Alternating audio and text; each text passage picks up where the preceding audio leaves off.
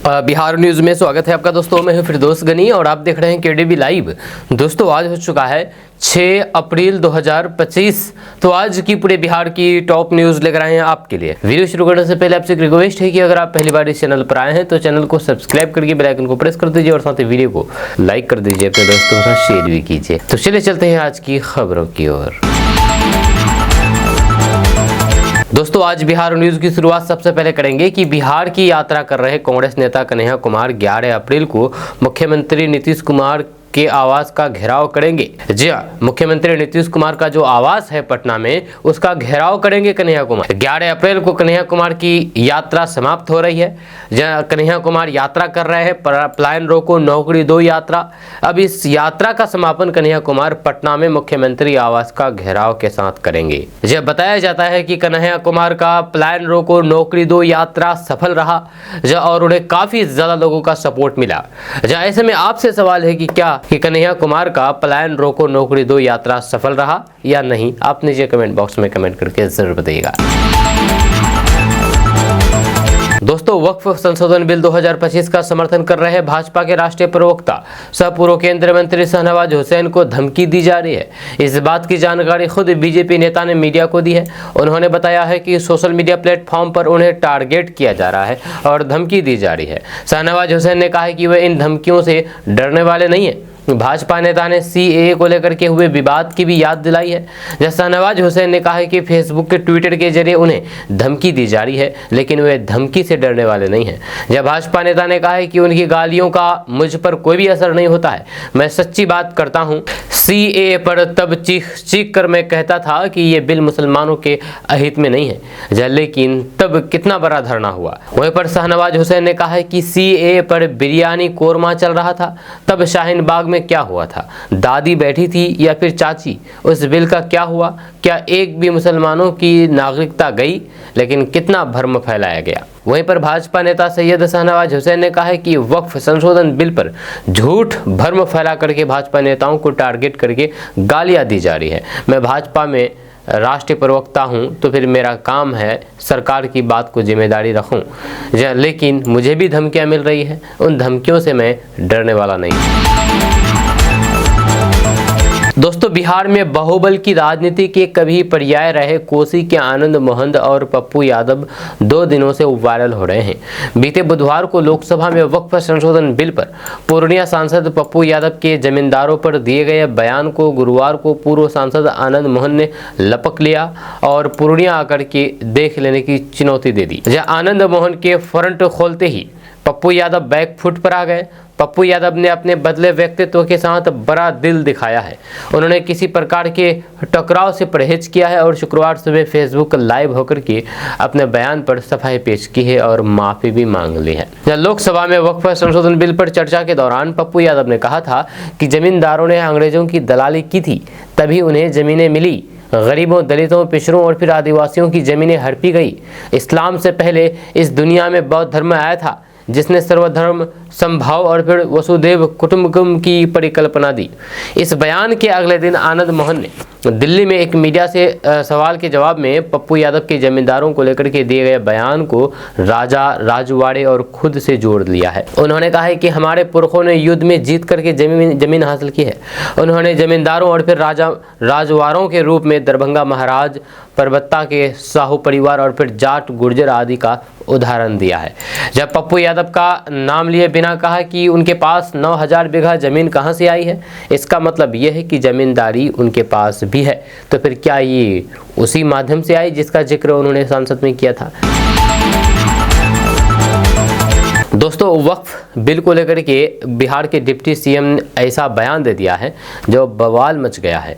आपको बता दें कि वक्फ बिल दोनों सदन से पास हो चुका है। वक्फ बिल पास होने से बिहार की राजनीति में अलग से भूचाल आया हुआ है। बिहार की जेडीयू के लिए वक्फ संशोधन बिल 2025 का समर्थन करना राजनीतिक रूप से भारी पड़ गया। जेडीयू से कई नेता जेडीयू छोड़ चुके हैं। वहीं पर बिहार के डिप्टी सीएम भाजपा नेता विजय कुमार सिन्हा ने कहा कि वक्फ बिल का विरोध करने वालों को देशद्रोही द्रोही माना जाएगा और उन्हें जेल भेजा जाएगा। ये बिल संसद के दोनों सदनों से पारित हो चुका है। वहीं पर बिहार के डिप्टी सीएम विजय कुमार सिन्हा ने कहा कि जो लोग वक्फ संशोधन का पालन नहीं करने की धमकी दे रहे हैं उन्हें जेल जाना होगा। ये पाकिस्तान नहीं है, हिंदुस्तान है, ये नरेंद्र मोदी की सरकार है। उन्होंने कहा है कि ये विधेयक संसद के दोनों सदनों में विधिवत पारित हो चुका है। जो लोग अभी भी कह रहे हैं कि वे इसे स्वीकार नहीं करेंगे वे देशद्रोही है। ऐसे लोगों को तुरंत गिरफ्तार किया जाना चाहिए। इतना तो बरेली का झुमका भी नहीं गिरा जितना चाचा गिर गए। दरअसल बात यह है कि बिहार के मुख्यमंत्री नीतीश कुमार पर एक बार फिर से आरजेडी ने जबरदस्त हमला बोला है। वक्फ संशोधन बिल पर एनडीए के साथ जाने और समर्थन देने के बाद नीतीश कुमार पर लगातार निशाना साधा जा रहा है। वक्फ बिल के समर्थन में जाने के बाद आरजेडी की ओर से एक पोस्टर जारी किया गया है जिसमें नीतीश कुमार के कई बड़ी बातें लिखी गई है। लिखा गया है कि ओ चाचा अब क्या कितना गिरोगे। लिखा गया है कि ओ चाचा अब और कितना गिरोगे। वक्फ पर अपना असली चेहरा दिखाई दिया। इतिहास में जब पलटी मारने का नाम आएगा तो आपका सबसे पहले होगा। कब्रिस्तान की घेराबंदी का ढिंढोरा पीटने वाली पार्टी अब उसी को बेचेगी। यह इस बार 5वें नंबर पर आने के लिए तैयार रहिए। ये भाषा और लेखनी है राजद नेत्री संजू कोहली द्वारा लगाए गए पोस्टर की। दोस्तों अब बिहार की मौसम के बारे में बात करेंगे कि बिहार का मौसम इन दिनों बेहद सख्त तेवर दिखा रहा है। जब बिहार में लगातार तापमान ऊपर भाग रहा है। जब पिछले 24 घंटे के अंदर सारण सबसे गर्म जिला रहा जहां का तापमान 40 डिग्री के पार दर्ज किया गया। वहीं पर कई जिलों में आंधी पानी के से मौसम का मिजाज बदल सकता है। मौसम विभाग ने पूर्वानुमान जारी कर दिया है। आपको बता दें कि बिहार के अधिकतर इलाकों में अगले 2 दिनों तक उच्चतम तापमान 1 से 3 डिग्री तक बढ़ सकता है। अधिकतर जिलों में तापमान 35 से 40 डिग्री के बीच रहने की संभावना है।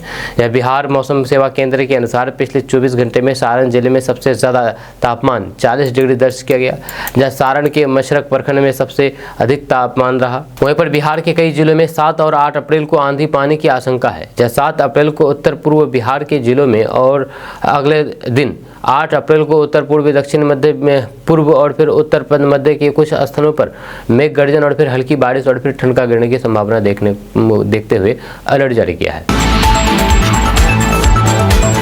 दोस्तों जेडीयू के मुस्लिम नेताओं ने कल प्रेस कॉन्फ्रेंस बुलाई थी, लेकिन बीच प्रेस कॉन्फ्रेंस से ही सवाल सुनकर के भाग खड़े हुए। जी हाँ, प्रेस कॉन्फ्रेंस को छोड़कर ही भाग गए। आपको बता दें कि संसद से पारित वक्फ संशोधन विधेयक 2025 के खिलाफ जेडीयू के मुस्लिम नेताओं की नाराजगी की खबरें सामने आ रही है, जहां पार्टी के कई नेताओं ने इस्तीफा दे दिया है। हालांकि इस्तीफा देने वालों में से कोई कद्दावर मुस्लिम चेहरा नहीं है। अब इन सब के बीच नीतीश कुमार की पार्टी डैमेज कंट्रोल में जुट गई है। जेडीयू के कई सारे मुस्लिम नेता गोलबंद होकर के कल प्रेस कॉन्फ्रेंस किए। खास बात यह है कि इस प्रेस कॉन्फ्रेंस में वे नेता भी दिख रहे थे जो वक्फ बिल का खुल करके विरोध कर रहे थे। बिल को लेकर के जेडीयू के स्टैंड के खिलाफ थे, जब पार्टी के विधान पार्षद गुलाम गौस खुल करके विरोध में थे। जब कल प्रेस कॉन्फ्रेंस में वे दिखे जरूर, पर उन्हें बोलने का मौका नहीं दिया गया। वह साइड लाइन में बैठे दिखे। जेडीयू के मुस्लिम नेता अपनी बात बोले और फिर सीधे उठ करके चल दिया। जब पत्रकारों ने जैसे ही सवाल पूछना शुरू किया तो आनंद फानन में सभी उठ करके चल दिए। आपको बता दूं कि जेडीयू ने संसद में वक्फ बिल संशोधन बिल पर मोदी सरकार का समर्थन किया है। इसके बाद से नीतीश कुमार की पार्टी में घमासान की खबरें सामने आ रही है। वक्फ संशोधन विधेयक पर जेडीयू के स्टैंड के खिलाफ 7 मुस्लिम नेताओं ने पार्टी छोड़ने का ऐलान कर दिया। दोस्तों आप सभी खाना बनाते वक्त तेल का इस्तेमाल तो जरूर करते होंगे। जब बिना तेल के सब्जी की कोई अहमियत नहीं होती है और लगभग हर पकवान में तेल का उपयोग जरूर होता है। जब मगर अभी हम आपको एक ऐसे तेल के बारे में बताने जा रहे हैं जिसके इस्तेमाल से हजारों लोगों की जान चली गई है। जहां Kerala Ayurvedic university of research centre के मुताबिक रिफाइंड तेल हर साल 20 लाख लोगों की जान ले रही है। जी हाँ, 20 लाख लोगों की जान जा रही है सिर्फ रिफाइंड तेल के कारण। तो ऐसे में अगर आप भी अपने घर में रिफाइंड तेल खाते हैं तो सावधान हो जाइए और इस खबर को देखिए आप गौर से। आपको बता दें कि रिफाइंड तेल से डीएनए को नुकसान होता है, वहीं पर आयरन का नाश होता है, दिल का दौरा पड़ता है, हार्ट ब्लॉकेज होता है, दिमागी क्षति होती है, लकवा, डायबिटीज़, ब्लड प्रेशर, नपुंसकता, कैंसर, हड्डियों की कमजोरी, जोड़ों और फिर कमर में दर्द होता है, किडनी खराब होता है, लीवर की समस्या होती है, कोलेस्ट्रॉल बढ़ता है, जहां आंखों की रोशनी कम होता है, परदर रोग होता है, बांझपन होती है, बवासीर होता है और त्वचा रोग जैसे कई समस्याएं हो सकती है। तो ऐसे में अगर आप भी रिफाइंड तेल का उपयोग करते हैं, इस्तेमाल करते हैं, तो आप बिल्कुल भी इनको अवॉइड करें। अब सवाल है कि आखिर रिफाइंड तेल कैसे तैयार होता है। तो आपको बता दूं कि बीजों को छिलके समेत दबा करके तेल निकाला जाता है। इस प्रक्रिया में तेल में मिलने वाली अशुद्धियों को हटाने के लिए उसे रिफाइंड किया जाता है ताकि उसका स्वाद, गंध और फिर रंग खत्म हो जाए। इस दौरान पानी, नमक, कास्टिक सोडा, सल्फर, पोटेशियम, तेजाब और फिर अन्य खतरनाक एसिड का प्रयोग किया जाता है जिससे अशुद्धियां निकल जाए। इस प्रक्रिया से तारकोल जैसा गाढ़ा कचरा निकलता है जिसे टायर बनाने में इस्तेमाल किया जाता है। इन एसिड की वजह से ये तेल जहरीला बन जाता है। तो ऐसे में अगर आप भी अपने घर में रिफाइंड तेल का उपयोग करते हैं तो आप बिल्कुल भी सावधान हो जाइए। एक बहुत अच्छी खबर है बिहार वासियों के लिए, क्योंकि बिहार में 350 डिग्री कॉलेज खोले जाएंगे। ये कहना है बिहार के डिप्टी सीएम का। आपको बता दूं कि बिहार के डिप्टी सीएम सम्राट चौधरी ने ये बातें कही है। उन्होंने कहा है कि पूरे बिहार में 350 डिग्री कॉलेज खोले जाएंगे। पढ़ाई के लिए छात्रों को अब बाहर नहीं जाना पड़ेगा।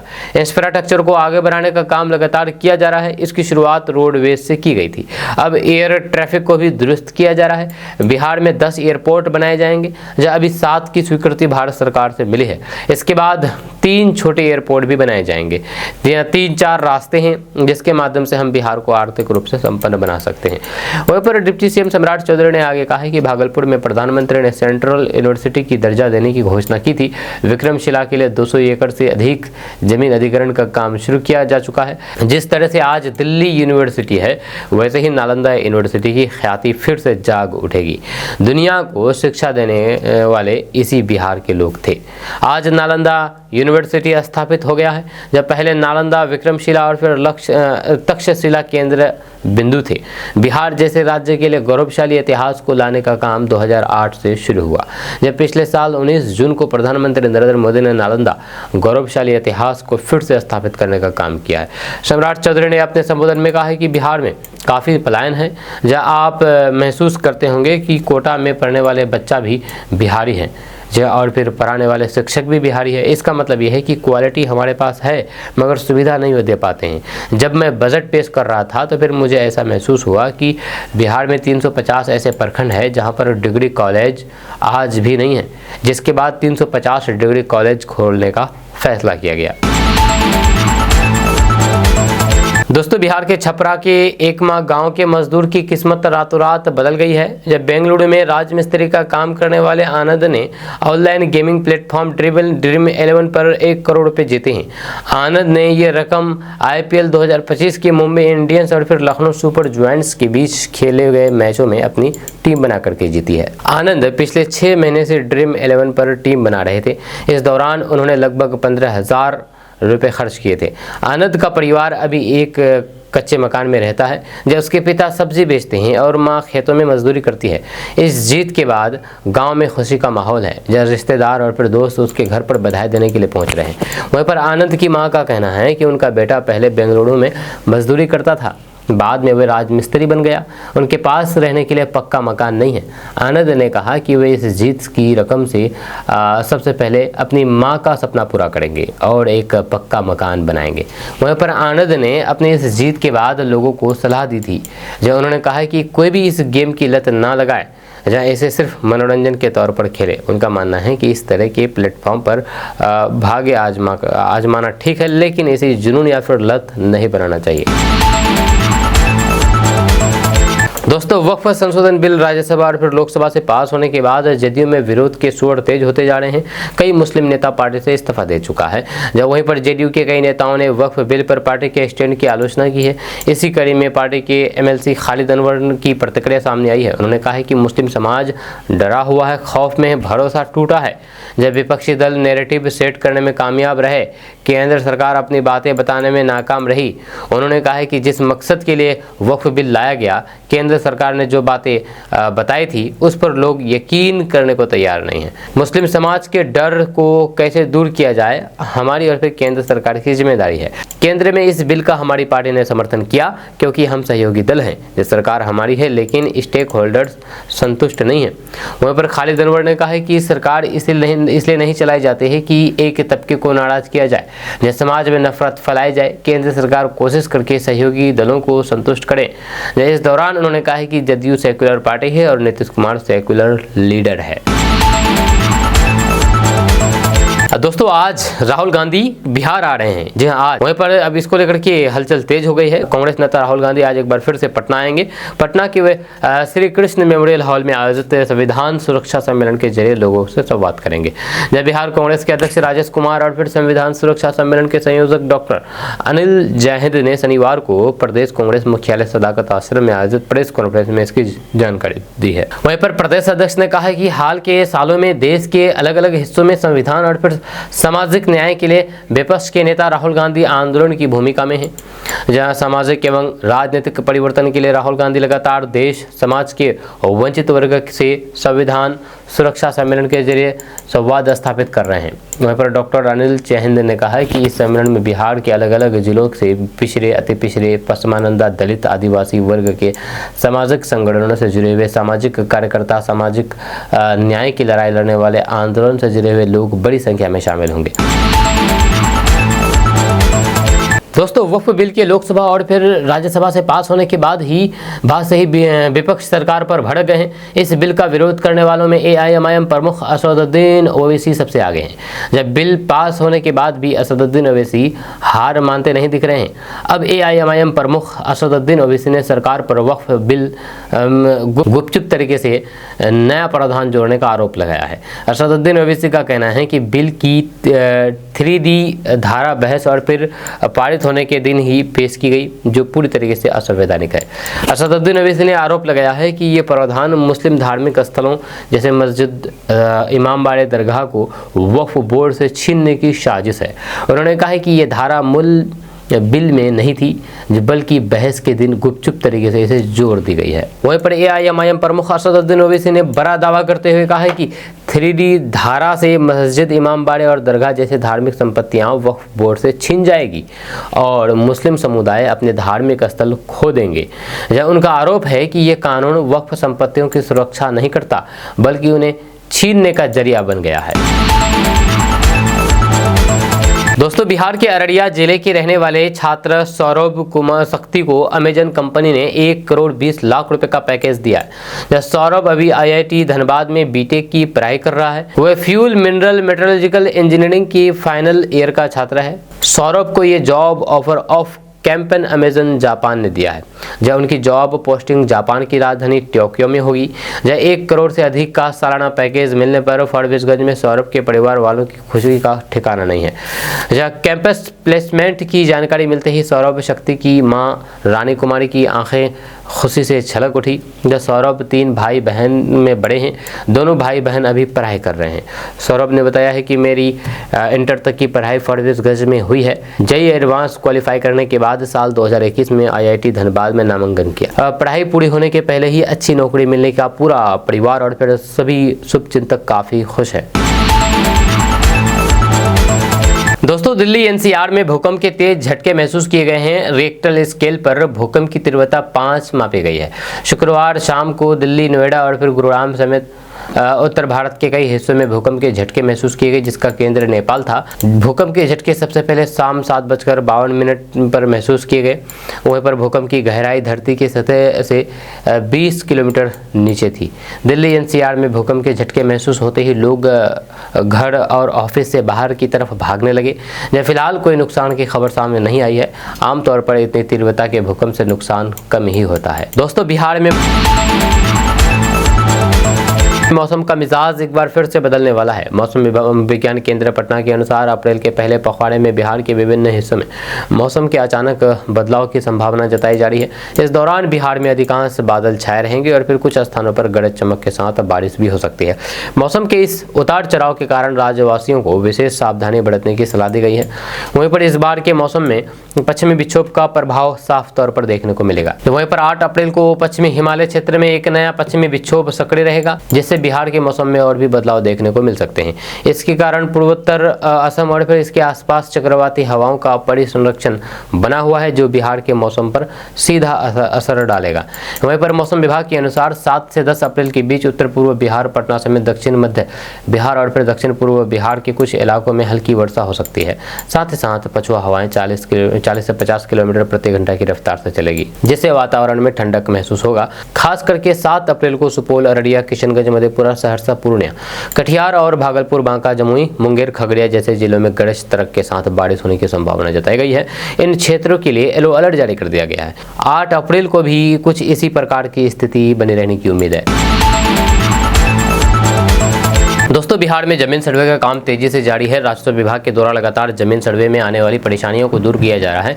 सर्वे को लेकर के जमीन मालिकों को भी परेशानी है, जो भी परेशानी है उसे दूर किया जा रहा है। इसी कड़ी में सरकार ने एक और अहम फैसला लिया है। सरकार बिहार के 20 जिलों में अलग अलग तरह से जमीन सर्वे कराने का निर्णय लिया है। दरअसल बिहार में विशेष भूमि सर्वे के तहत टोपोलैंड यानी कि असर्वेक्षित ग्राम में आने वाले राजस्व गाँव का भी सर्वेक्षण कराया जाएगा।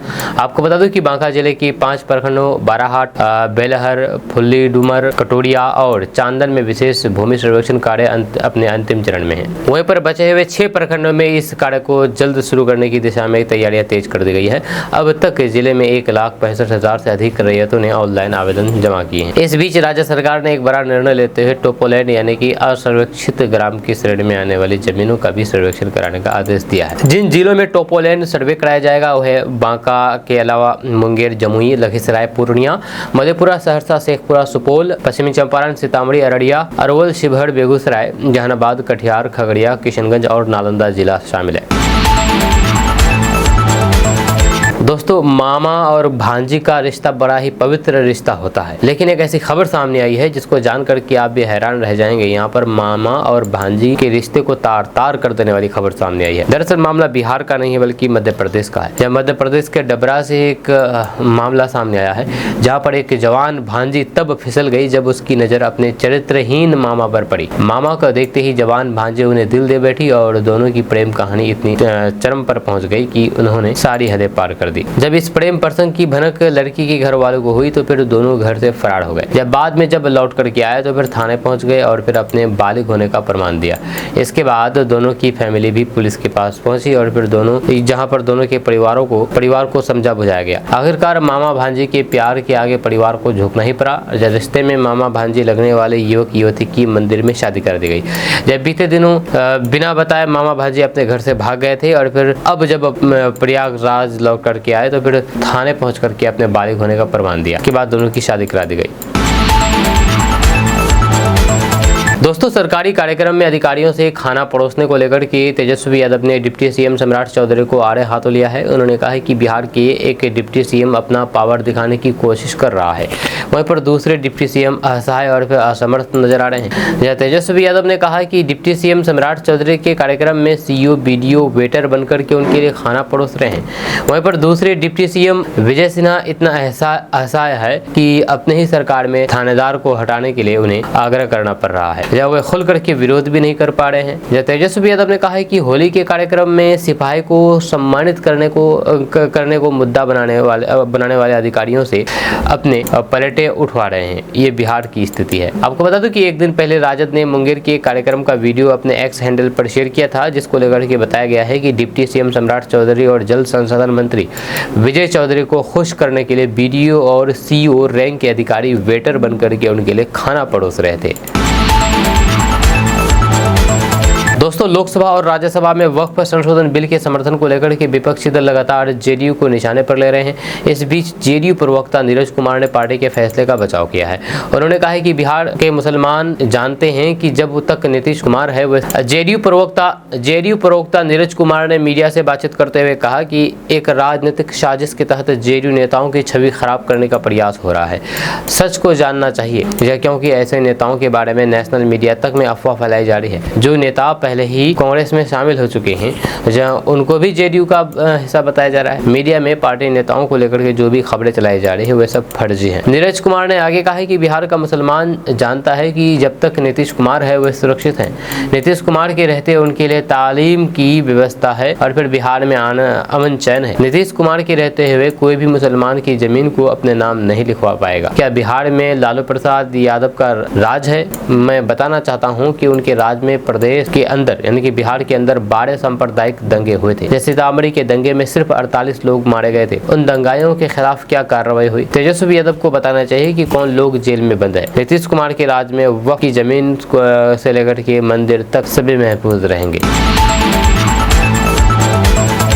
दोस्तों बिहार में एक अजीबोगरीब मामला सामने आया है। यहाँ पर बिहार में एक लड़की ने लड़की की ही मांग भर दी। एक लड़की ने लड़की की मांग भर दी। आपने आज तक तो लड़के द्वारा लड़की की मांग भरने के मामले सुनते होंगे, देखते भी होंगे शादी होती तो, लेकिन यहाँ पर एक लड़की लड़की की मांग भरी है।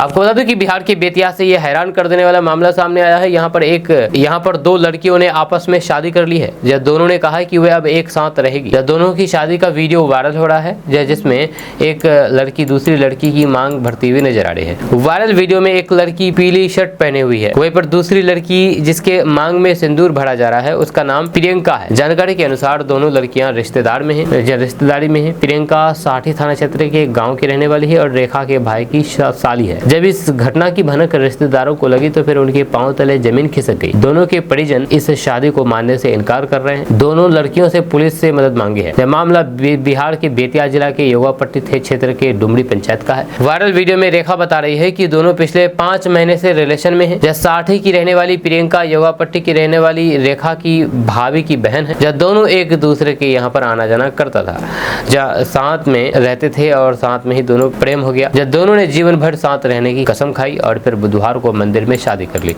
जब शादी के बाद प्रियंका रेखा के घर पहुंची, वहीं पर शादी की बात सुनते ही दोनों के घर में पर कोहराम मच गया। दोनों के परिवार वालों ने इस रिश्ते को अपनाने से मना कर दिया। हालांकि रेखा और फिर प्रियंका अपनी शादी को लेकर के अड़ी है। दोनों का कहना है कि वे एक दूसरे के साथ ही रहेगी। दोस्तों बिहार राज्य में शहरीकरण और फिर क्षेत्रीय विकास को नई दिशा देने के लिए एक अहम कदम उठाया गया है। बिहार सरकार ने 1350 नए पदों के सृजन की स्वीकृति दी है, जिससे शहरी विकास की प्रक्रिया में गति आएगी। नगर विकास एवं आवास विभाग द्वारा अनुमोदित इस प्रस्ताव से बिहार के सभी शहरों और फिर उसके आसपास के क्षेत्रों में विकास की नई संभावनाएं खुलेगी। इस भर्ती का उद्देश्य शहरी क्षेत्र की योजनाबद्ध विकास को बढ़ावा देना है।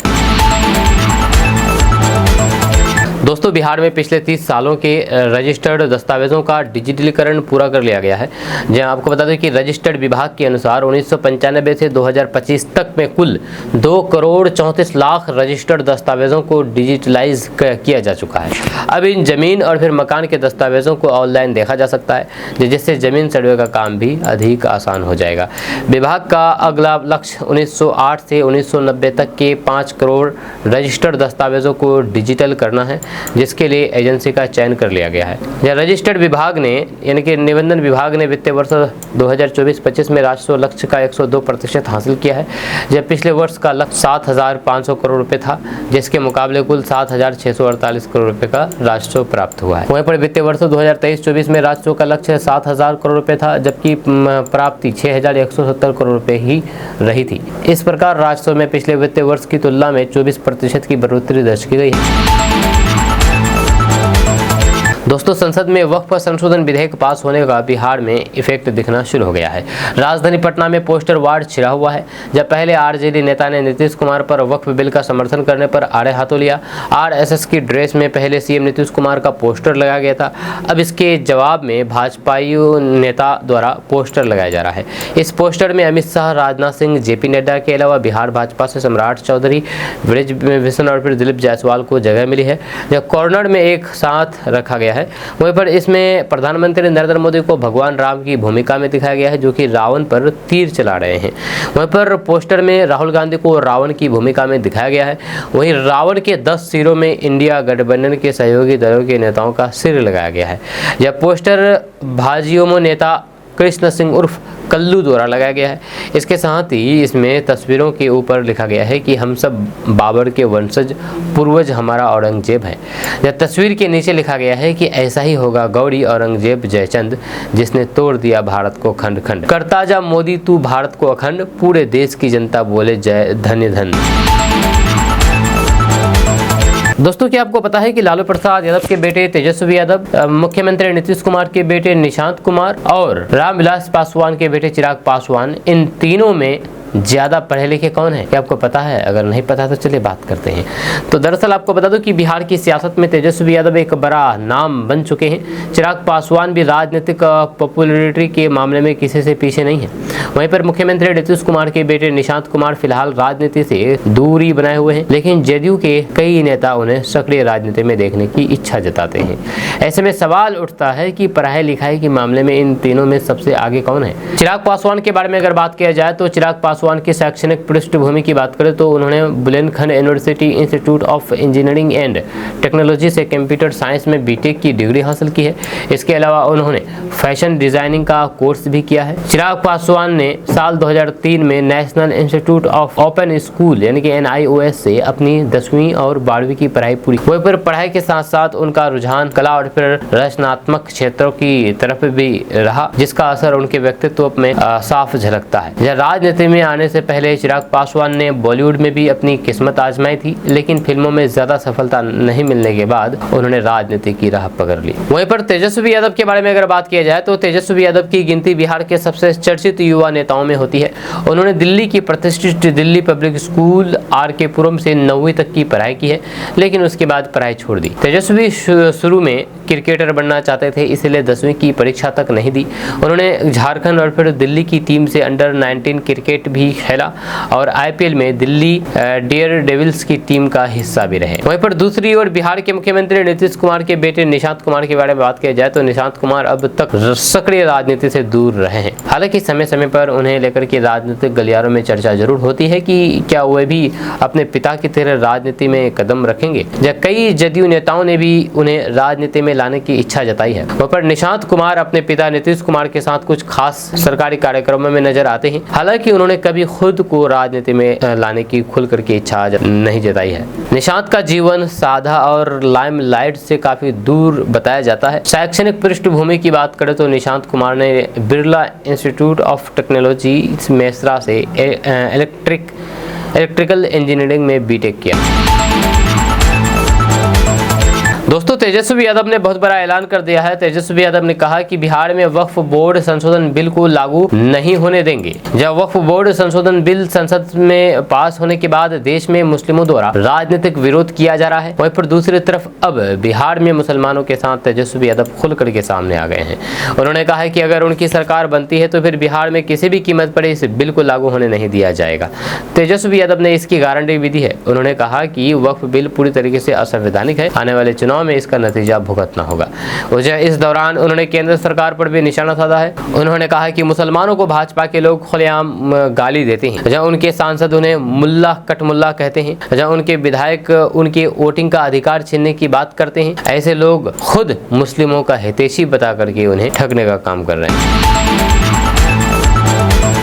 दोस्तों, वक्फ बिल के खिलाफ किशनगंज सांसद डॉक्टर जावेद आजाद ने बहुत बड़ा कदम उठा लिया है, जहां उन्होंने सुप्रीम कोर्ट में इस बिल के खिलाफ याचिका दाखिल की है। जहां आपको बता दें कि वक्फ संशोधन बिल 2024 को लेकर के देश में राजनीतिक और कानूनी हलचल तेज हो गई है। किशनगंज से कांग्रेस सांसद मोहम्मद डॉक्टर जावेद आजाद ने इस बिल के खिलाफ सुप्रीम कोर्ट में पहली याचिका दाखिल की है। उन्होंने इसे मुस्लिम समुदाय के मौलिक अधिकार का उल्लंघन करार दिया है। मोहम्मद डॉक्टर जावेद आजाद ने अपनी याचिका में कहा कि ये विधेयक समानता के अधिकार अनुच्छेद 14, धर्म की स्वतंत्रता अनुच्छेद 25, धार्मिक संस्थानों के प्रबंधन का अधिकार अनुच्छेद 26, अल्पसंख्यकों के अधिकार अनुच्छेद 29 और 30, वहीं पर संपत्ति का अधिकार अनुच्छेद 300A, इन सभी संवैधानिक प्रावधानों का उल्लंघन करता है। उन्होंने इसे भेदभावपूर्ण और फिर असंवैधानिक बताया है, जो कि विशेष रूप से मुस्लिम समुदाय को प्रभावित करता है। आपको बता दूं कि यह बिल 2 और 3 अप्रैल को लोकसभा और फिर राज्यसभा में पारित हुआ है।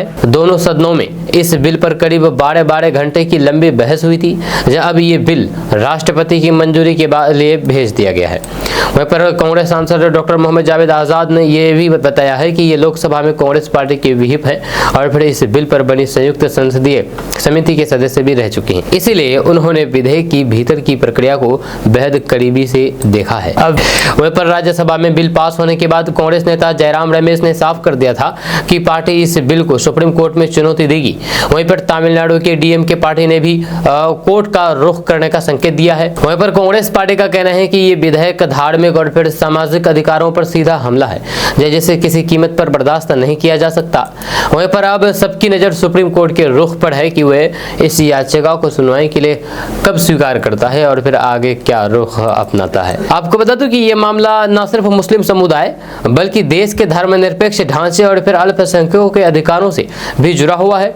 ऐसे में आने वाले दिन इस विषय पर और अधिक राजनीतिक और फिर कानूनी बहस से भरे रहेंगे। जी आपका इसके बारे में क्या कहना है, नीचे कमेंट बॉक्स में कमेंट करके जरूर बताइएगा। मिलते हैं नेक्स्ट वीडियो के साथ। जय हिंद, जय भारत।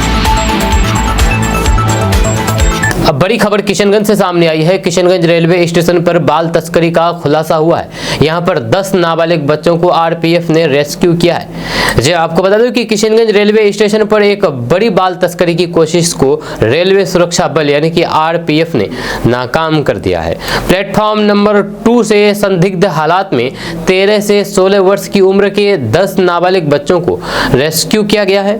ये बच्चे पश्चिम बंगाल और बिहार के अलग अलग जिलों से थे, जिनमें उत्तर दिनाजपुर, किशनगंज और पूर्णिया प्रमुख है। इस पूरी कार्रवाई को एएसआई एचपीएस सिंह के नेतृत्व में आरपीएफ की टीम ने अंजाम दिया। चाइल्ड हेल्पलाइन और ऑपरेशन के तहत संयुक्त प्रयास से यह सफलता मिली है। आरपीएफ की टीम को प्लेटफॉर्म नंबर 2 पर बिना किसी अभिभावक के घूमते हुए 10 बच्चे नजर आए, जो कि काफी घबराए हुए। शक होने पर जब उनसे पूछताछ की गई तो उन्होंने बताया है कि उन्हें काम दिलाने के बहाने दूसरे राज्य ले जाया जा रहा था। इससे यह संकेत मिला है कि यह मामला बाल तस्करी गिरोह से जुड़ा हुआ हो सकता है। वहीं पर बच्चों के बयान और पहचान सत्यापन के बाद आरपीएफ ने उन्हें चाइल्ड हेल्पलाइन किशनगंज के पर्यवेक्षक अब्दुल कयूम को सुरक्षित रूप से सौंप दिया है। जब बच्चों की काउंसलिंग की जा रही है और उनके परिजनों से संपर्क किया जा रहा है। वहीं पर आरपीएफ और चाइल्ड हेल्पलाइन की टीम बाल तस्करी और फिर बाल श्रम के खिलाफ लगातार नजर बनाए हुए हैं। ये कार्रवाई उसी सतर्कता का नतीजा है। अब पुलिस इस गिरोह के अन्य सदस्यों की तलाश में जुटी हुई है और फिर संभावित ठिकानों पर छापेमारी की जा रही है। वहीं पर यह कार्रवाई न सिर्फ बच्चों को तस्करी से बचाने में कारगर रही, बल्कि बिहार और बंगाल के सीमावर्ती इलाकों में सक्रिय बाल